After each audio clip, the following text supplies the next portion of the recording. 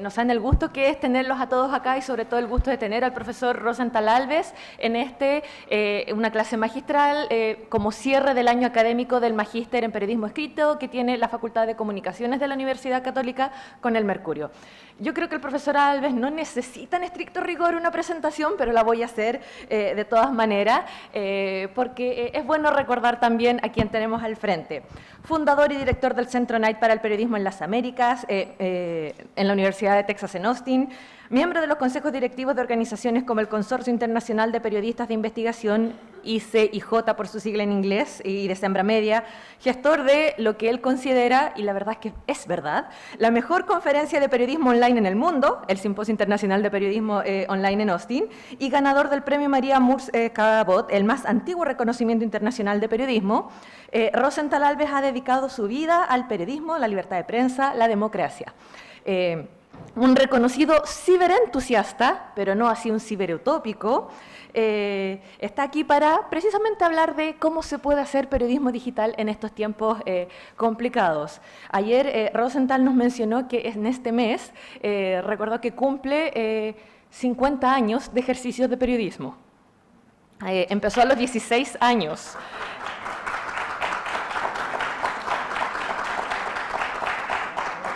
Así que cuando digo que ha dedicado su vida a este tema, lo ha dedicado. 50 años desde los 16 años, es también de los profesores universitarios más jóvenes que conozco, a los 21 ya estaba haciendo clase, y la verdad es que es un gusto tenerlo aquí. Sé que vienen por él, así que ahora solo le voy a dar la bienvenida a él, solo reiterar que es un gusto y un placer tenerte aquí, Rosenthal, y vamos a disfrutar mucho tu charla.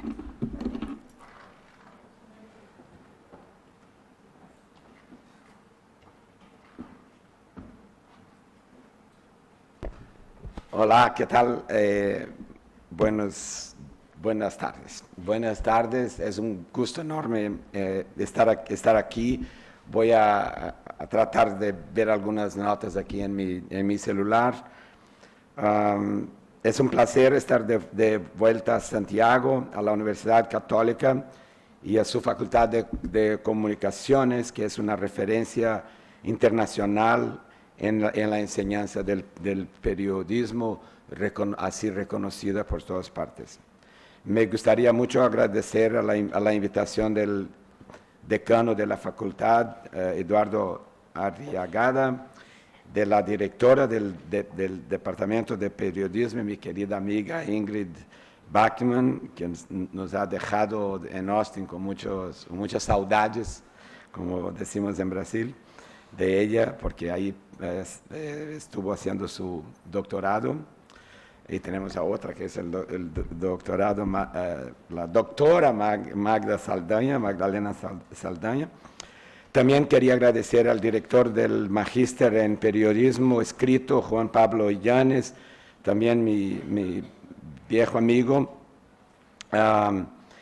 Debo aclarar que todos los tres son mis amigos de hace muchos años. Con Juan Pablo siempre por los últimos 20 años nos encontrábamos en la CIP y ella era uno de los mejores interlocutores para mí para conversar en las reuniones de la Sociedad Interamericana de Prensa. Para mí, un viejo periodista, es un honor estar aquí para hablar a los estudiantes del Magíster. Es un honor muy especial porque este magíster ya tiene como 13 clases de egresados y es un ejemplo de algo a que me dedico, como insinuó aquí Ingrid, a que me dedico hace muchos años, que es crear puentes entre la academia y la industria periodística. Cuando hablo de mi doble viejez, no lo hago en broma. Como dijo Ingrid, este mes descubrí que cumplo 50 años de periodismo. Fue en noviembre de 1968, a los 16 años de edad, que empecé a trabajar en una pasantía en un diario de Río de Janeiro llamado O Jornal. En este medio siglo nunca me dediqué a otra labor en mi vida que no fuera practicar el periodismo o enseñar el periodismo. Como también dijo Ingrid, tuvo una otra suerte grande. Tengo muchas suertes. Una otra suerte grande al descubrir mi pasión por el periodismo tan temprano en mi vida, pues sigo lo mismo, con la misma pasión a los 66 años, casi 67, pero también con esta otra suerte a la que quería referirme, que también mencionó Ingrid, que fue la de tornarme profesor de periodismo en una de las mejores universidades de Río, la Universidad Federal Fluminense, a los 21 años.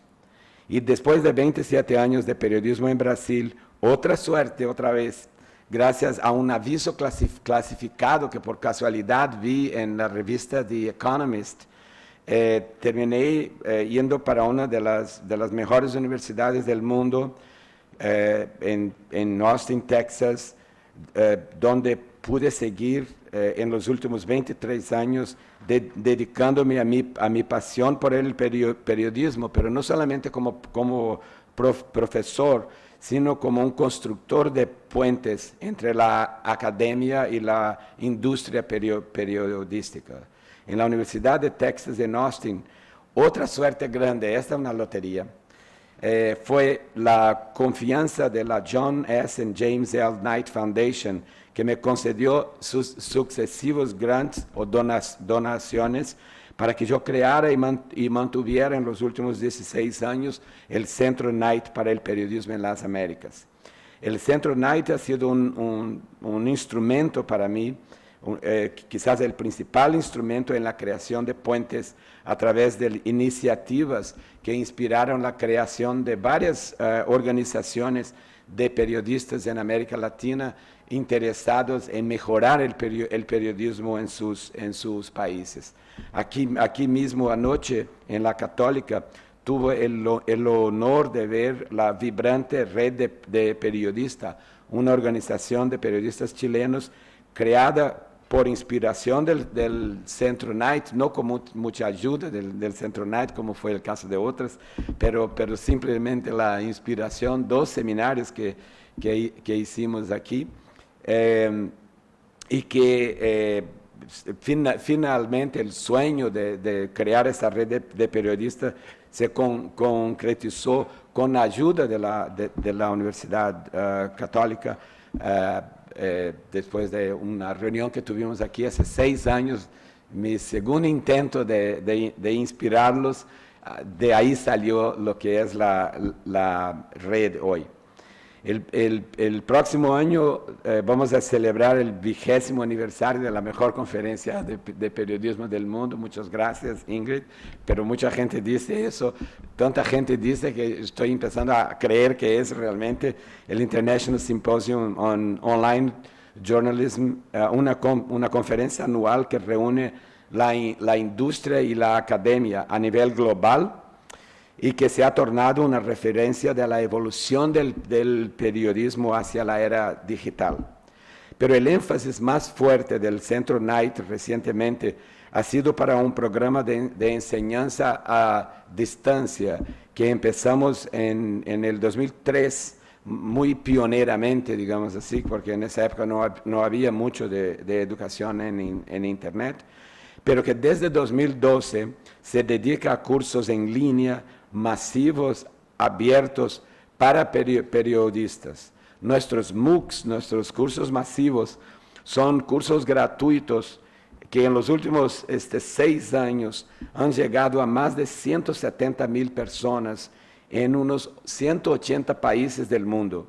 Estos son unos de estos milagros proporcionados por la tecnología digital que hoy día uno ve con tanta naturalidad, con un cierto blasé, como si fuera normal que una persona en cualquier parte de Chile o de Bangladesh o de Brasil o de Wyoming o de Nueva York pueda tener un curso gratis con la mejor persona del Washington Post en la técnica periodística más avanzada de periodismo de datos, etc. Yo sigo creyendo que ese es un milagro, que podamos seguir proporcionando este tipo de capacitación. Ayer comentaba con los alumnos del Magíster que la generación de ellos es una generación de educación constante, o sea que nunca van a parar de aprender, de intentar, porque la revolución digital hace con que tantas cosas nuevas salgan, que esa educación continua va a ser una característica de este siglo. Les cuento todo eso como preámbulo de mi charla, pues voy a hablar de tiempos difíciles y sombríos para el periodismo, así que me gustaría dejar claro que vengo de una pasión inconmensurable por el periodismo y tengo una fe inamovible en su futuro. Cuando Juan Pablo me pidió un título para esta charla, se me ocurrió de inmediato algo un poco raro, que fue el título que dimos a eso. Periodismo en tiempos de cólera, la difícil transición de la era de los medios de masa a la era de la masa de medios. Claro, lo de tiempos de cólera suena a Gabriel García Márquez, con quien tuve el honor de trabajar y convivir por cerca de una década en la Fundación para el Nuevo Periodismo Iberoamericano, que él creó en los años 90 como una manifestación permanente de su pasión, de su amor por el periodismo. Gabo decía que él era un periodista antes de ser un escritor y que su pasión verdadera era mucho mayor por el periodismo que por la literatura. Gabo, por cierto, decía siempre que el periodismo es el mejor oficio del mundo. Y yo, obviamente, de acuerdo. Pero no, el título no tiene nada que ver con la cólera de la excelente novela de Gabo, sino con la ira, la rabia que ha estado plagando las redes sociales en estos tiempos de polarización, bullying digital e intolerancia política. Es una cibercólera que afecta al periodismo, crea muchos desafíos para el periodismo, pues en esa mala onda viene el creciente uso de la desinformación, de las mal llamadas fake news y malintencionadas campañas en contra del periodismo libre, serio e independiente. Hacer periodismo en tiempos de cólera no es nada fácil. Y lo peor es que esos nuevos desafíos coinciden como que si fuera en una tempestad perfecta, coincide con el gigantesco y largo en duración impacto de la revolución digital que trato de representar con la segunda parte del título de esta charla. Por muchos años he hablado como una predicción del paso de la era de los medios de masa a la era de la masa de medios. Hoy veo esa predicción concretarse como una realidad, aunque muchos todavía me consideran exagerado en esa apreciación. Pero antes de explicarles lo que les quiero decir con el paso de los medios de masa a la masa de medios, permítanme explicarles el origen de este análisis. En 1997, cuando yo recién llegaba a Estados Unidos, acababan de lanzar y acababa de lanzar el primer curso de periodismo online en la Universidad de Texas, que yo tuve cierta dificultad de convencer a mis colegas que era un tema que ameritaba una clase. Yo me acuerdo de la reunión de los profesores cuando yo propuse, que decían, pero eso puede ser un modismo, puede ser un fad, que es una cosa pasajera. Alguien dijo, eso me hace acordar que teníamos en Illinois, o no sé dónde, un curso sobre videotext, que era y yo decía, give me a break. ¿Cómo estás comparando la internet con videotexto? Video nunca en Estados Unidos tuvo más de 400 personas usando videotexto de una vez. Y aquí estamos en 1997, donde hay 56 millones de americanos usando internet. Y eso va a seguir creciendo y es parte de algo mucho más grande, no sé qué. En aquel mismo año salió el libro Media Morphosis, Understanding the New Media, del periodista Roger Fidler, un veterano de la cadena Night Readers, pionero de la adopción de las computadoras en las salas de redacción, en verdad el inventor del tablet. Cuando Samsung estaba defendiéndose de la acusación de Apple de que Samsung estaba imitando el iPad, Roger Fidler fue uno de los testigos en contra de Apple y probó que él hablaba del tablet en los años 80, en el principio de los años 80, cuando imaginó que el futuro del periódico era el futuro digital, pero un futuro digital donde el periódico sería apenas como que fuera el PDF del impreso en un tablet que se pasaría en un kiosco y se cargaría el tablet ahí con las páginas nuevas o algo así. Ese libro me impactó mucho porque Fidler describe en el libro un concepto que llamó de mediamorfosis y que consistía en la metamorfosis, en los cambios que los medios antiguos tenían que hacer para poder sobrevivir cara a un medio nuevo que aparecía. A pesar de que a la aparición de cada medio nuevo causaba predicciones de que el medio viejo iba a morir, él notaba que se repetía un patrón de características en la adaptación y que a pesar de las predicciones, en contrario, notaba que todos los medios sobrevivían y que simplemente la distribución de la publicidad cambiaba. En mi universidad, él usa en el libro, y creo que la última vez que estuve aquí fue con Max McCombs, el gigante del agenda setting, que hizo un estudio que creo que se llama la teoría de la constancia, que hizo un estudio con un estudiante de doctorado de Austin de 1929, analizando la distribución publicitaria en Estados Unidos de 1929 a 1992. Y lo que ellos se daban cuenta es que con la aparición de cada medio nuevo, lo que hacía era no afectar la torta publicitaria, pero sí los pedazos. O sea, que uno tomaba la publicidad del otro, el otro disminuía, pero todos seguían en lo mismo, ¿no? Así que, a pesar de las predicciones en contrario, Fidler notaba que la radio no mató el periódico, ni el periódico mató la radio, ni la televisión mató la radio, ni la televisión mató el cine. O sea que la idea es que todo sigue como antes, a pesar de la aparición de medios nuevos.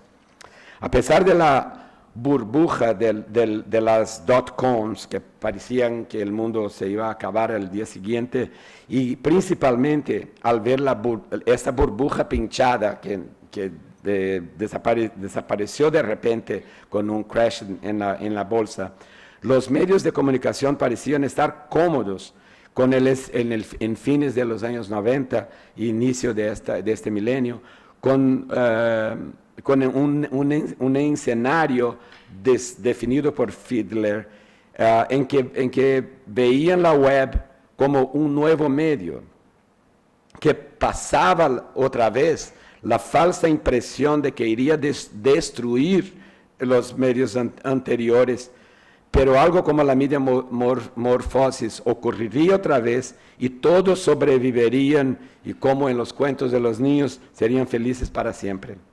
Desde aquella época, sin embargo, yo he visto a la web no como simplemente un nuevo medio, sino como la punta del iceberg de algo mucho más grande, la punta visible de una de las más grandes transformaciones en el mundo de la comunicación que la humanidad ha visto, con muy pocas comparaciones en la historia de la humanidad, que es lo que yo considero ser la revolución digital, y que muchos consideran que hasta ahora es la tercera revolución industrial y que vamos a entrar ahora en la cuarta revolución industrial pero yo prefiero clasificar todo eso como una gran revolución después de la revolución industrial. Así que la revolución digital es un largo proceso que sucedería a la revolución digital, a la revolución industrial, así lo pensaba yo y sigo pensando, y cambiaría el mundo mucho más profundamente de lo que seríamos capaces de imaginar.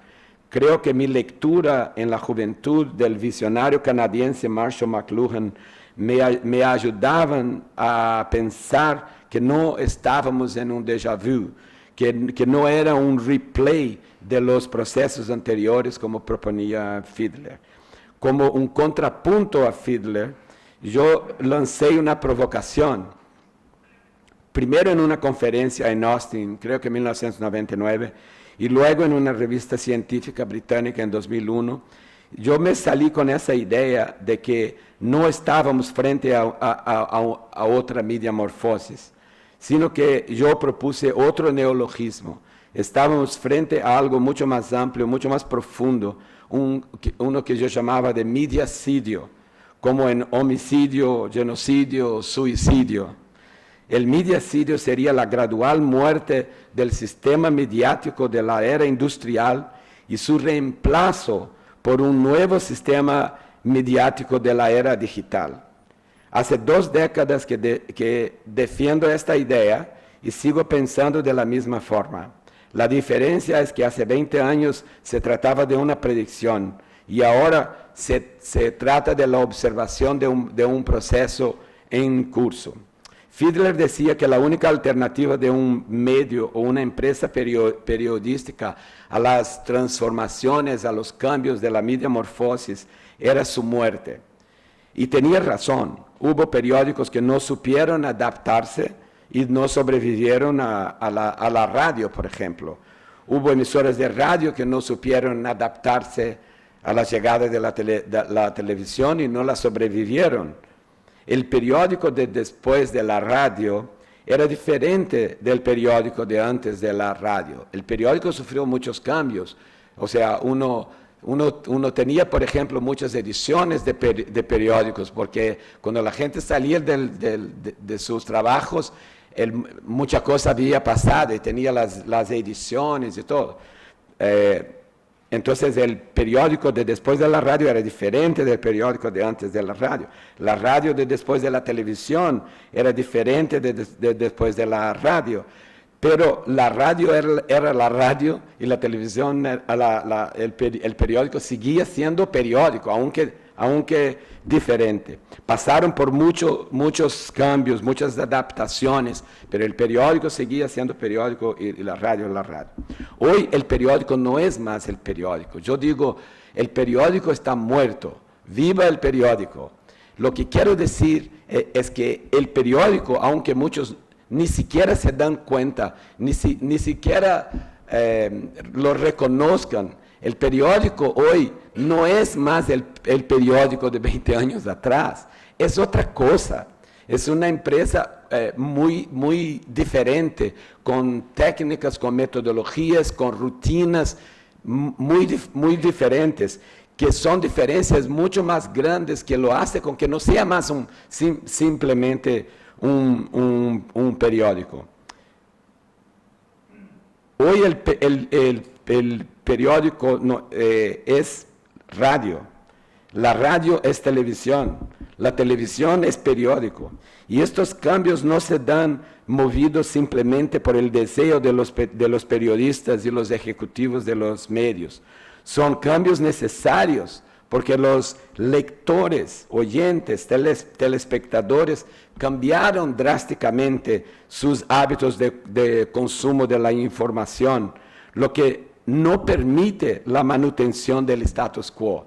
O sea, la única alternativa es la muerte, como decía Fiedler, para las transformaciones más superficiales que él decía. Mi alerta era en el sentido de que la metamorfosis superficial, muy bien observada y descrita por Fiedler, no sería suficiente más en lo que iba a venir. Los medios que quisieran sobrevivir tendrían que prepararse para una transmutación, para cambios mucho más profundos. Yo creo que ese mediacidio está en curso. Estamos en medio a la destrucción del sistema mediático de la era industrial y con una disrupción de sus modelos de cómo obtener información, cómo distribuir información, cómo tratar la información. Todo es diferente. Las revoluciones destruyen con mucho más rapidez que construyen cosas nuevas. Ellas crean periodos caóticos, como el que estamos viviendo ahora, y en una ambigüedad de estar en dos mundos simultáneamente, el nuevo y el viejo, en la era industrial y en la era digital al mismo tiempo. Los medios tradicionales luchan con dificultades para cambiar, mientras nuevos medios aparecen a cada día, pues las barreras de entrada en el mercado son mínimas o inexistentes. Pero no se trata solo del aparecimiento de nuevos medios, pequeños, con productos inferiores, en general menospreciados por los grandes medios líderes, que los ven incapaces de crecer, ganar escalabilidad y amenazarlos en el mercado.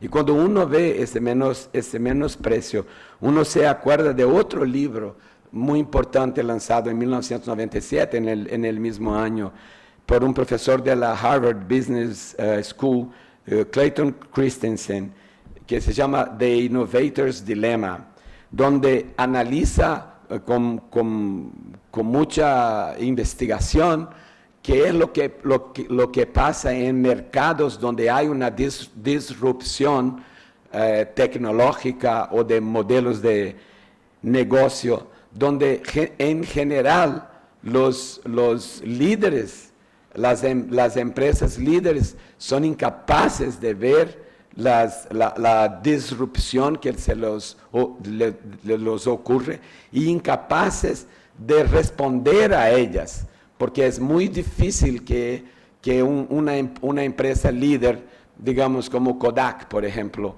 entienda que su negocio de películas se va. O sea, una empresa como Kodak, que tenía 300,000 funcionarios, que ve como la fotografía digital viene y todo el mundo está diciendo y es tan obvio, y ellos son absolutamente incapaces, no porque sean malos, porque sean buenos, no porque sean malos ejecutivos, sino que porque son excelentes ejecutivos.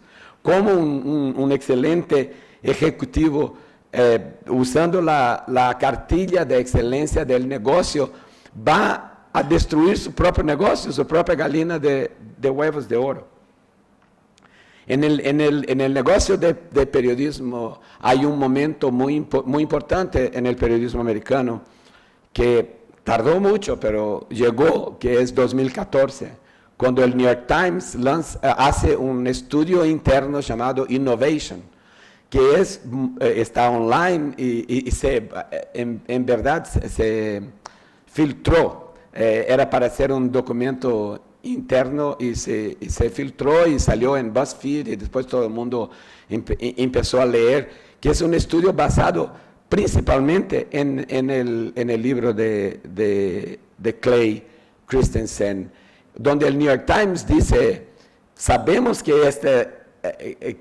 la teoría de Christensen es real, o sea que la manera como nosotros en el New York Times vemos a compañías como BuzzFeed, como Huffington Post, como Vox y varias otras, es una manera de superioridad, y es verdad. ¿Cuántas veces yo escuché los del los del New York Times, Washington Post también, diciendo que Huffington Post no tenía ninguna importancia, que eran solo unos piratas robando el contenido de otros?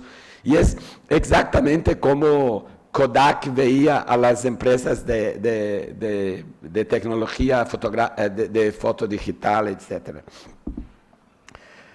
Así que la revolución digital no solamente ha permitido la aparición de news startups nativas digitales, sino que ha empoderado a cualquier persona y cualquier institución que así lo desee a transformarse en medio de comunicación.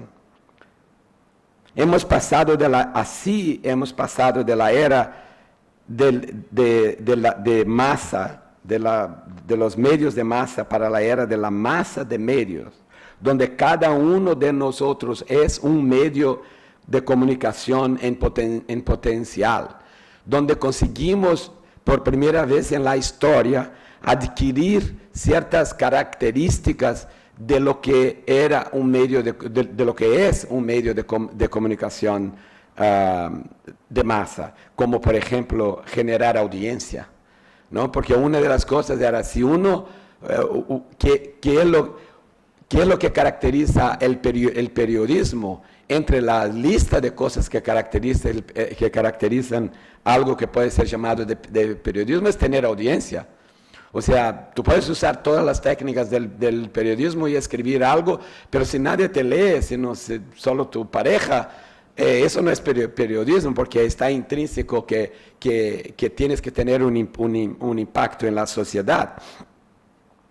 Hemos pasado de un sistema comunicacional, y siempre yo decía eso como algo de predicción también, que pasaríamos, pero hoy yo digo, hemos pasado de un sistema mediacéntrico a un sistema que yo por falta de otra idea, he llamado de yo-céntrico, donde los medios no tienen más el monopolio de la comunicación y sufren las consecuencias de un inevitable proceso de desintermediación, porque ese empoderamiento que da cualquier persona y que vimos como una cosa linda que iba a pasar, que lindo que todo el mundo puede ser un comunicador, de repente es una cosa medio caótica, porque de repente todo el mundo es un comunicador, todo el mundo habla y nadie entiende a nadie, y se crea ese ambiente colérico de lo que estábamos hablando.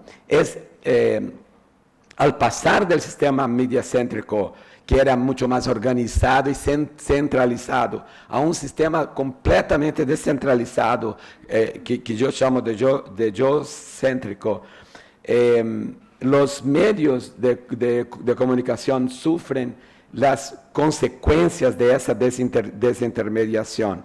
La disrupción de los medios tradicionales por la web, para complicar aún más la situación, ya quedó para atrás.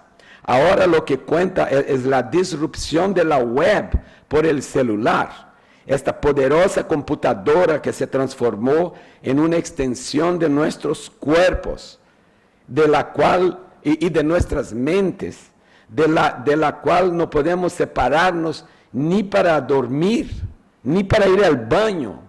O sea, otro día en nuestra universidad hay un puente que conecta un edificio al otro, y yo daba clase en el otro edificio, y estaba en medio del puente y dice, Dios mío, mi celular, yo dejé en la oficina, y era la hora de la clase, y yo me preparé por unos segundos de sufrimiento terrible ahí.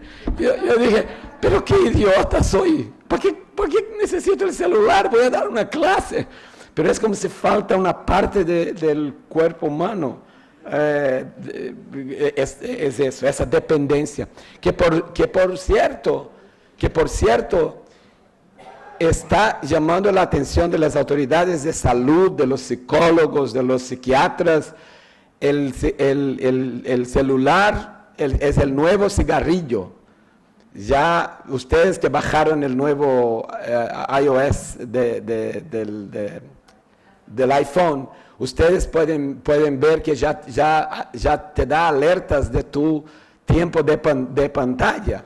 Hay una gran preocupación, creciente preocupación, que va a tener impacto en los próximos años con nuestra salud mental en un ambiente informático que es hecho de propósito para la adicción. Pero eso podemos hablar después. Me encanta ese tema también. Bueno, ¿dónde paré? La disrupción del sistema comunicacional de la era industrial viene del efecto abrumador y no previsible de las redes sociales y de las redes de mensaje, de las superpoderosas plataformas basadas en bases de datos y algoritmos que ha tornado el ambiente mediático aún más caótico y peligroso. La epidemia de la desinformación es una plaga de este periodo caótico y contribuye para este clima de cólera digital a que me refiero. Pero las crisis son siempre seguidas o vienen junto con oportunidades. El periodismo no va a sucumbir en esta crisis, sino que al contrario va a destacarse en medio de la cacofonía como una voz de sensatez, de precisión, de verificación. El periodismo tiene que ser, y tenemos que trabajar para que sea, la vacuna para la epidemia de la desinformación y esta cólera digital a que me refiero. El periodismo no solamente va a sobrevivir, sino que va a tener un futuro brillante que ustedes, los periodistas más jóvenes y más brillantes, van a ayudar a crear en las próximas décadas. Yo siempre digo a mis alumnos, y ayer les dije a ustedes, que a pesar de los enormes problemas actuales, nunca fue tan fascinante ser periodista y participar activamente en la creación de este nuevo sistema mediático, que cada vez se parece menos con el sistema mediático anterior. En medio a esa cacofonía y a la desinformación que se ha creado, el periodismo, a través de su ética, de sus procesos, de su metodología, de sus elementos centrales, entre los cuales destaco la disciplina de la verificación, se torna un instrumento cada vez más indispensable para el sano funcionamiento de la democracia. Pero el periodismo tiene que reinventarse, buscar modelos de negocio sostenibles y nuevos modelos de contar historias, de permitir que la gente participe de la interacción, que no sea más una comunicación vertical y unilateral, sino que sea parte de una comunicación horizontal y multilateral. Estos nuevos modelos tendrán que ser creados para que el periodismo sea compatible con el ecosistema mediático que se ha creado. Yo siempre, por 15 años más o menos, explico esa tesis con dos fotos. La foto de una escena del desierto del Arizona, donde se ven algunos cactus, aquí mismo en la universidad mostré hace años, y la otra foto, una foto exuberante de la Amazonia brasileña, bueno, podría ser la peruana, pero la brasileña es más bonita. Y yo digo, estas dos fotos representan los dos ecosistemas mediáticos. Por cierto, es muy común, no es por casualidad que se llama los virus, al virus que afecta nuestras computadoras de virus. Es muy común en la literatura la analogía entre el ecosistema biológico y el ecosistema computacional. Entonces yo creé esa idea para decir, el sistema mediático que estamos abandonando, que está desapareciendo en el mediacidio que yo llamo, es el sistema mediático basado en la escasez. O sea, el desierto lo simboliza bien, con los cactus, con los arbustos pequeños, secos, con los roedores ahí que andan por ahí, los lizards, los lagartos. Sí. Que es un ambiente, que era o es en el caso del ambiente biológico, un ecosistema fascinante. O sea, ¿cómo consiguen sobrevivir sin agua, sin nada? Es un ecosistema complejo, mucho más de lo que parece. Y todo eso para mí era lo que era el ecosistema de los medios de masa, donde pocos tenían acceso a información, a canales de información, a métodos de manejar, guardar, gerenciar, distribuir información, donde la comunicación era el privilegio de empresas que se formaban, que demandaban un gran capital para formarse, etc. Pero era un sistema que era complejo, pero mucho menos complejo que este que estamos entrando ahora, que es entrar en el desconocido. La selva es muy peligrosa. Cualquier bacteria tiene una chance de vida ahí, porque tiene sol, tiene luz, tiene agua. Este es el ambiente donde los que eran medios en este otro sistema están tratando de sobrevivir. Pero los que sigan siendo lo que eran, van a ahogarse. El cactus se muere ahogado en la Amazonía, que nace del diluvio digital que ha pasado, que sigue pasando. Por ahora da incluso la impresión de que el cactus puede sobrevivir, porque estamos en la dualidad, estamos en esa ambigüedad que yo hablaba, que estamos de un lado todavía en la era industrial y del otro lado en ese medio. Pero no va a durar mucho. El reto de los periodistas que van a crear el nuevo periodismo más compatible con esa era digital es grande, porque es crear nuevas formas, etc. Pero el reto de las empresas periodísticas para que sobrevivan aquí es también enorme. Yo desde hasta 2011, de 1997 a 2011, mi principal disciplina en la Universidad de Texas era periodismo online, con variaciones de nombre. Llamaba periodismo multimedia, periodismo online, etc. En 2011, cuando todo el mundo ya se había percatado de la importancia del periodismo digital, y el periodismo digital ya hacía parte de la mayoría de las clases. Que a mí me encantaba ser un bicho extraño ahí, ¿no? Por años en la Universidad de Texas decía, eso de digital, hable con Rosenthal, es el que sabe de eso. Yo pensé, ¿cómo puedo seguir siendo un bicho raro aquí, ¿no? Entonces yo pensé en dos cosas, allá por 2010. Yo pensé en crear una clase de periodismo móvil, porque yo veía que el celular era la gran cosa que iba a cambiar el mundo y tener un impacto cada vez mayor. Y pensé en periodismo emprendedor.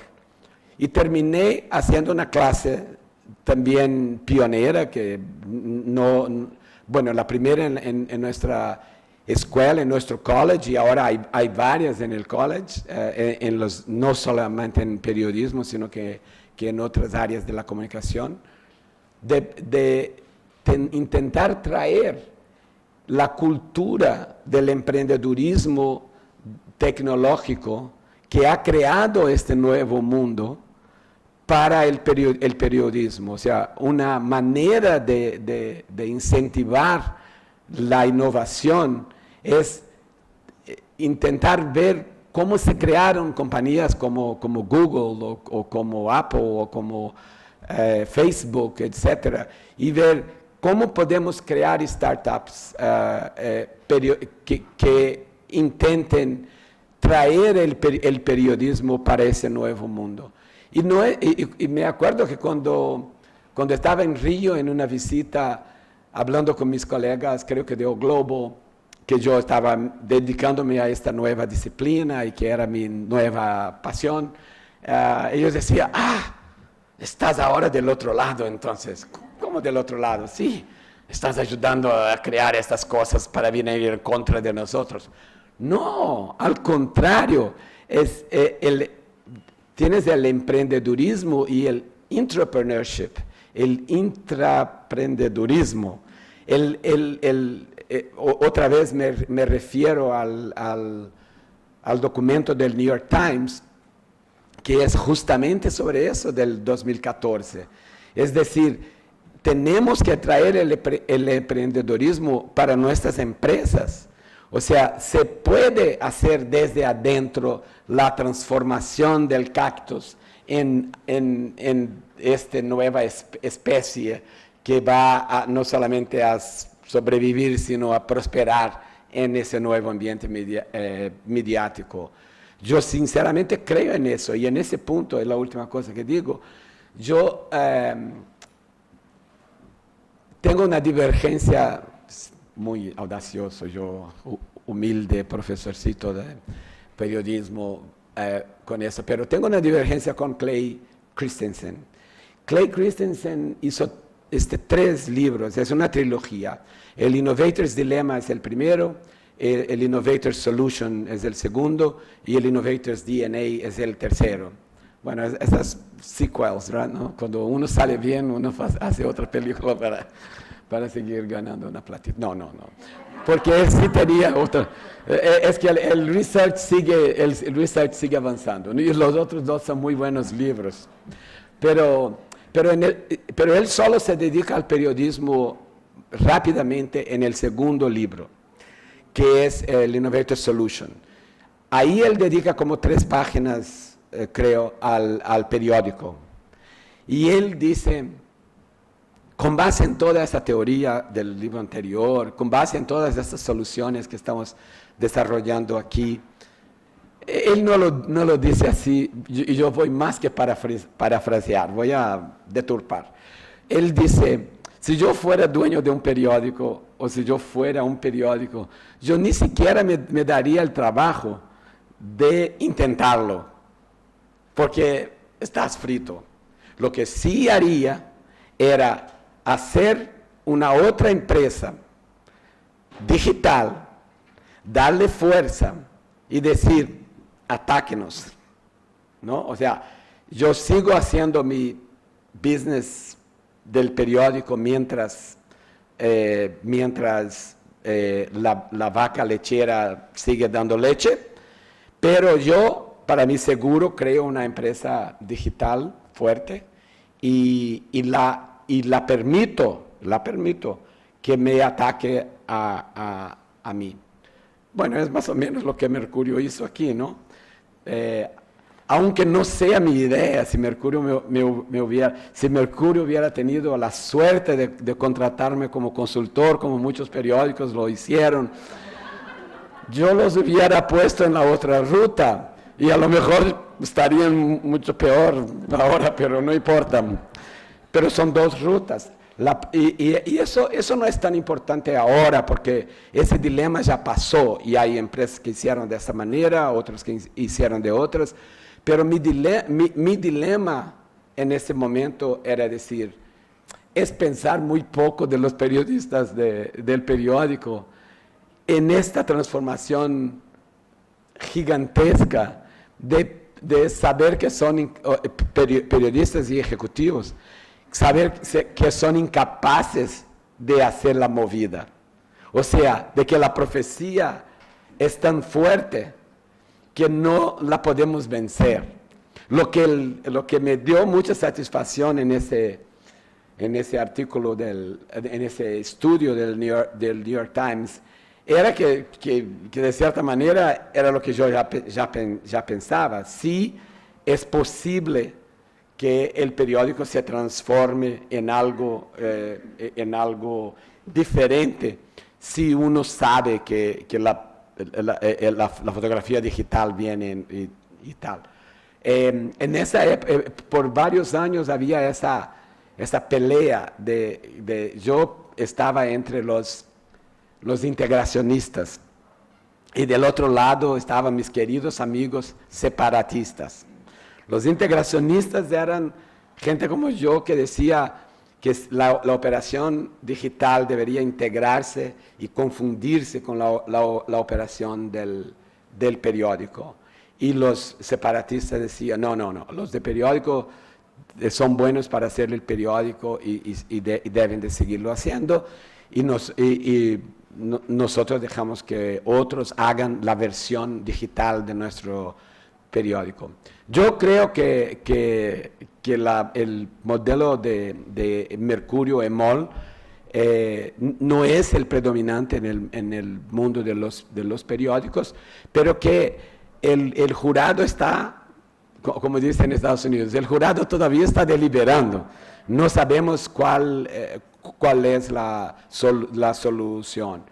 Hoy se habla de que los periódicos van a cerrar, la edición impresa, muchos lo cerraron y ayer yo les comentaba, el error de parar de imprimir papel precocemente es tan grande como el error de no parar de imprimir papel cuando no hace más sentido imprimir papel. Pero el punto de inflexión de eso es muy difícil de determinar y va a variar de empresa a empresa, de país a país, de mercado a mercado. Lo único cierto es que el negocio se ha achicado profundamente y va a seguir achicándose. O sea, que la destrucción que la revolución digital hizo en el mercado publicitario es muy distinto de lo que McCombs y su estudiante de doctorado en Austin descubrieron de lo que pasó en el siglo XX. Que aquí no se trata más de dividir los pedazos de la torta. Aquí se trata de que dos compañías adquirieron como 80% de la torta y dejaron las migajas. Y eso es súper importante para la recreación del cactus en la selva, porque eso implica en descubrir no solamente nuevas maneras de contar historias, etcétera, pero nuevas formas de sustentabilidad. Y hay éxitos y fracasos en eso. Yo creo que el New York Times está en un gran momento de éxito, en parte gracias a Trump, ¿no? Porque en Estados Unidos se habla mucho del Trump bump, que es que la gente a las cuales Trump no les cae bien, cada vez que Trump dice que el New York Times es fake news, va y compra suscripción del New York Times para ayudar al New York Times, ¿no? Y eso se está ocurriendo en diferentes periódicos y la propia actitud del periódico es distinta, haciéndose el marketing de que no es un producto simplemente, es el periodismo independiente, uno de los pilares fundamentales de la democracia. Entonces no pide que compres el periódico, pides que apoye al periodismo. Y termino con el eslogan del Washington Post, que es Democracy dies in the darkness. La democracia se muere en la oscuridad y el periodismo es la luz. Thank you. Obrigado.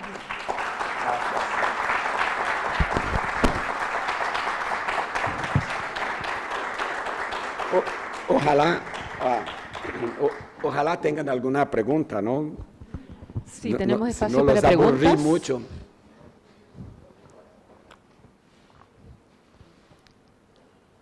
Qué público más tímido. No, ¿Alguien quiere hacer alguna pregunta? Por acá. es que fui tan claro. Su nombre, si está nomás. Yo soy Manuel, profesor del Magíster. Hola, Manuel. En Chile también las plataformas que es Google y Facebook tienen gran parte del mercado digital, más de un 80%, las cifras del año pasado. De la publicidad, dice. Sí, sí. El punto es cuando el enemigo tiene ese poder que convirtió al mercado, que dio vuelta al mercado. Sí, sí. Pero además, en las oficinas de Silicon Valley, de Facebook y de Google están los mejores matemáticos de la India, de Irán, de Latinoamérica. ¿Cómo los medios competimos con eso? Cuando tienen toda la plata y tienen la materia gris para pensar el futuro. Sí, bueno, ese es el gran dilema, ¿no? O sea, yo creo que si yo tuviera la respuesta clave para eso, yo no estaría aquí, pero estaría en las Bahamas disfrutando de los millones. Pero es la pregunta más importante, ¿no? Y hay varias maneras de contestarla. La primera es que estamos en un punto de inflexión sobre el mundo creado por el Silicon Valley. O sea, ese es un momento muy importante en que las plataformas están replanteando su propio rol, no porque ellas quieran, sino que porque hay una presión enorme, empezando por Europa, que ha sido pionero en eso, en crear regulaciones, y las regulaciones ahora ya encuentran incluso en el Silicon Valley aliados, ¿no? O sea, ustedes están siguiendo en los últimos días las declaraciones de Tim Cook de Apple, que está atacando frontalmente a Facebook y a Google por una cuestión central en esa selva que yo describo con mi biología, que es la cuestión de la privacidad, ¿no? O sea, el mundo creado por las plataformas es un mundo basado en el determinismo tecnológico, y cada vez hay más voces que se rebelan en contra de eso. En medio a esas voces, porque hay voces, como yo decía antes, hay voces del área de salud, hay voces del área de ética, hay voces de todo. En medio a eso hay voces que hablan de duopolio, de monopolio, de los FANG, que son Facebook, Amazon, Netflix,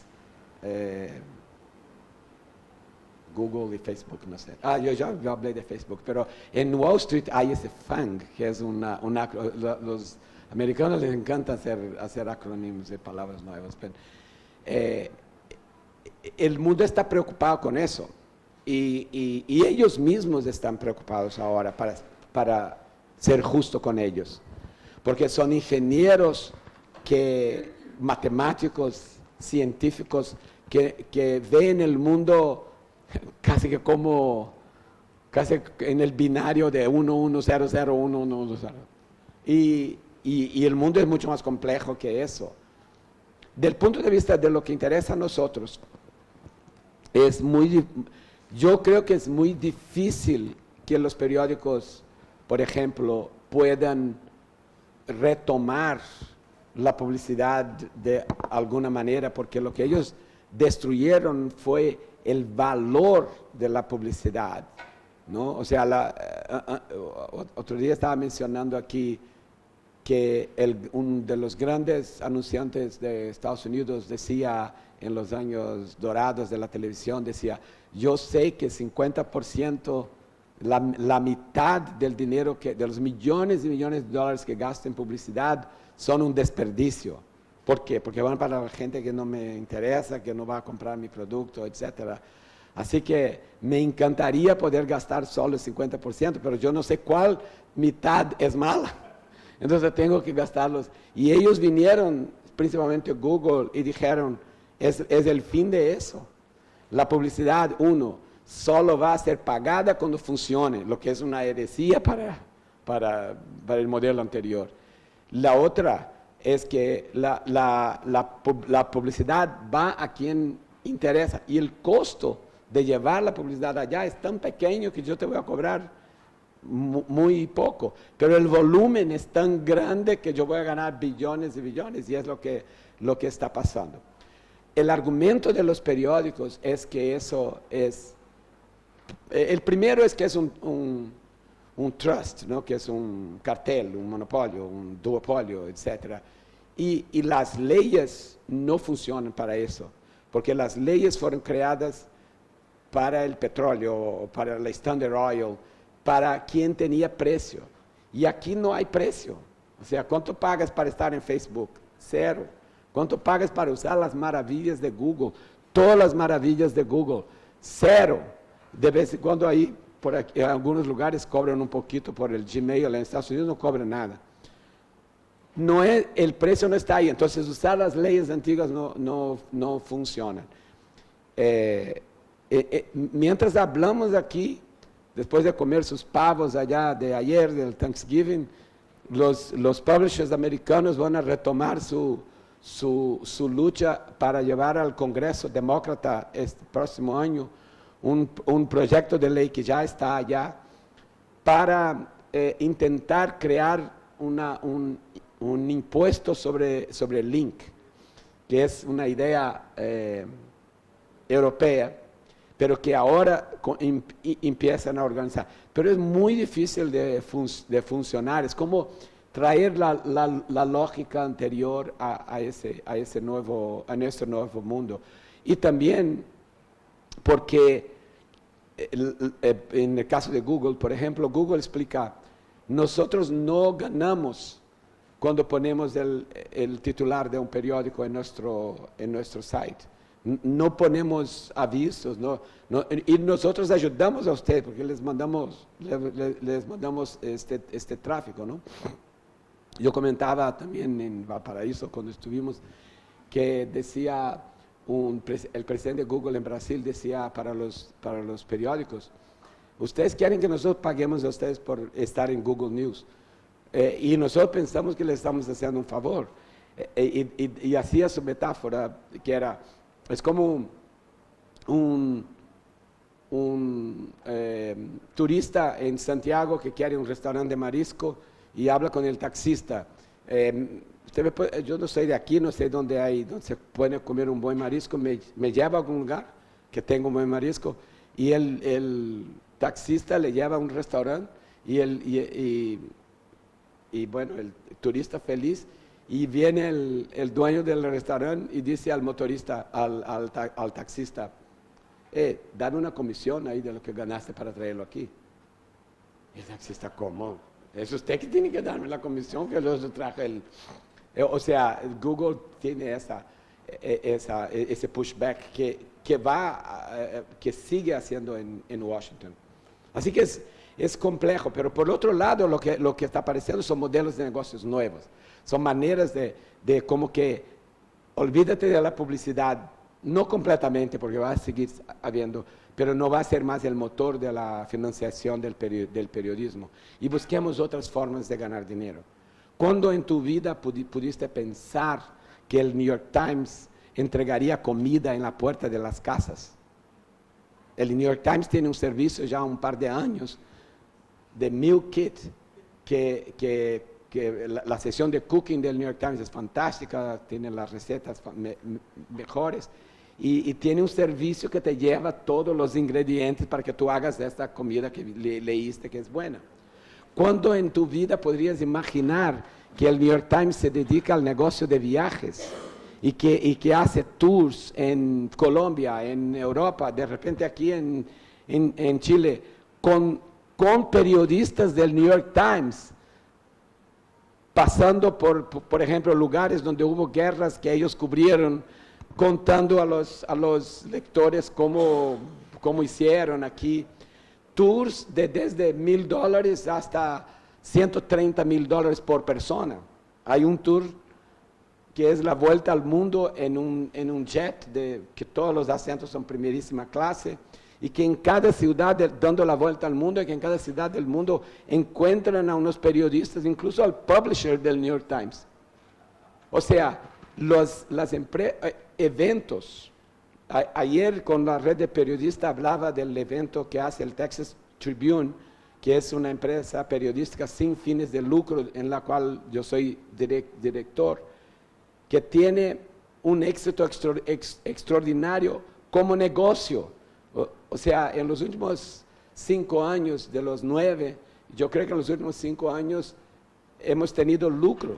No que llamemos de lucro, porque es una empresa sin fines de lucro, pero tuvimos un superávit, un surplus, que significa que ahí sí se encontró un modelo de negocio variado, que no depende solamente de la publicidad, que la publicidad es una de las 5 cosas que hace, entre ellas, la que destacaba yo ayer, es un evento, uno de los 60 eventos periodísticos que el Texas Tribune hace, es un festival donde hace 2 meses teníamos 7,000 personas participando y tuvo un ingreso, una facturación de $2 millones, que es 20% del budget, del presupuesto anual de la cosa.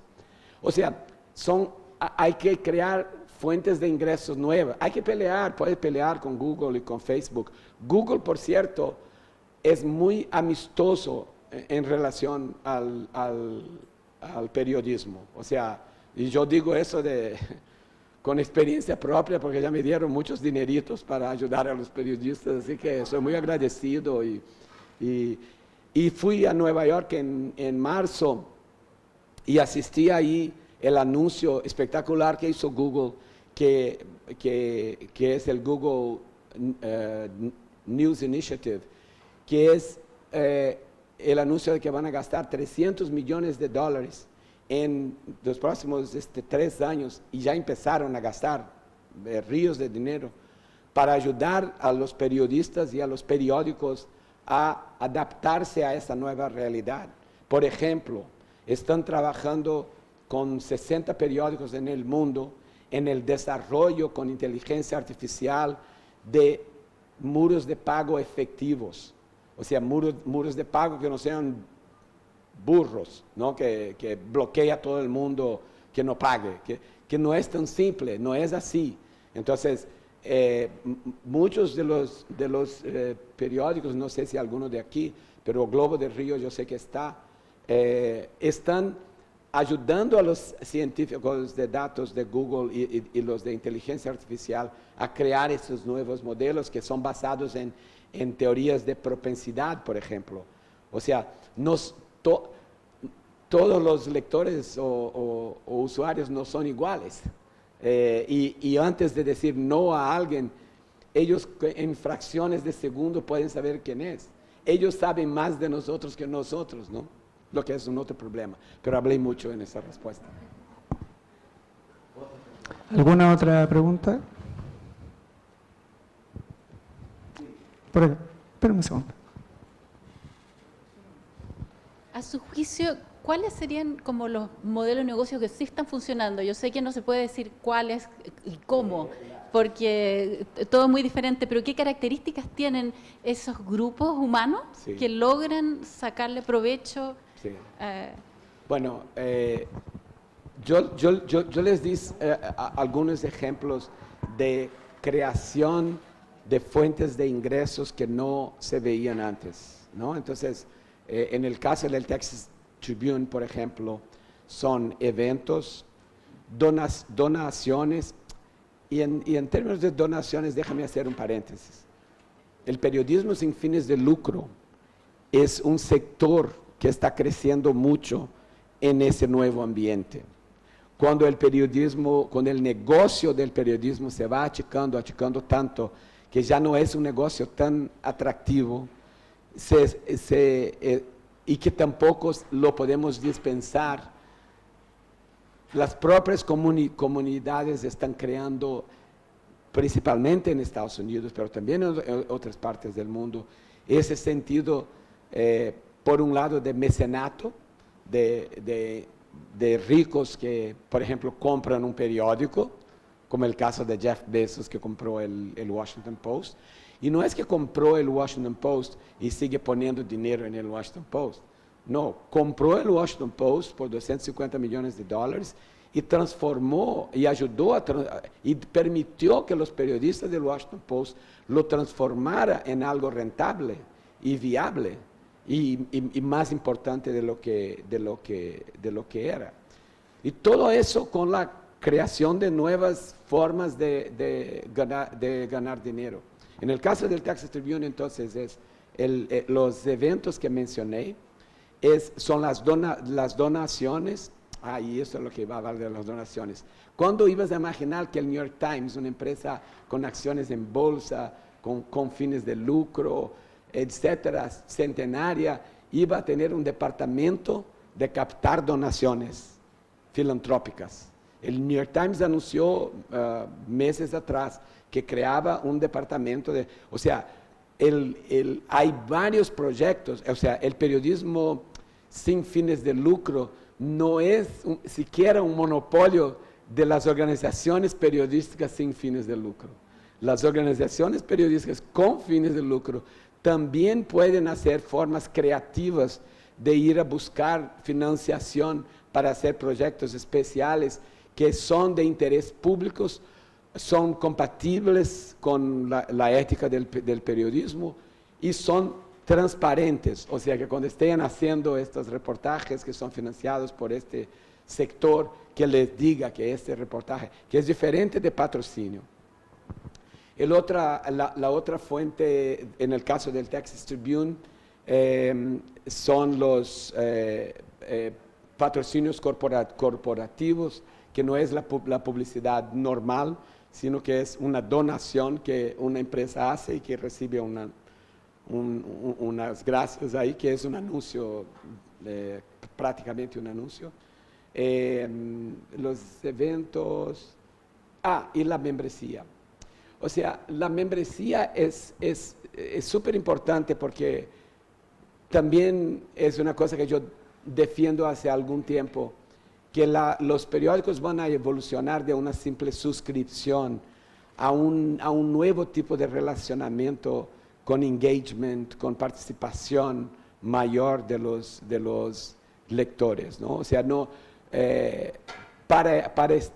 la dinámica entre el periodista y el que consume la información no es la misma, y es necesario crear un relacionamiento con ellos que sea distinto.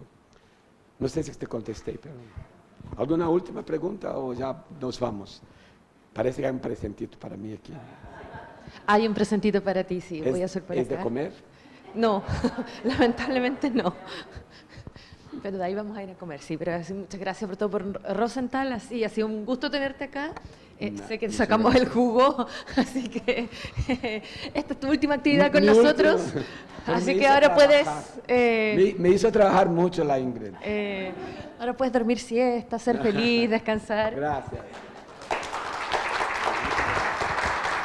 Muchas gracias. Muchas gracias por venir.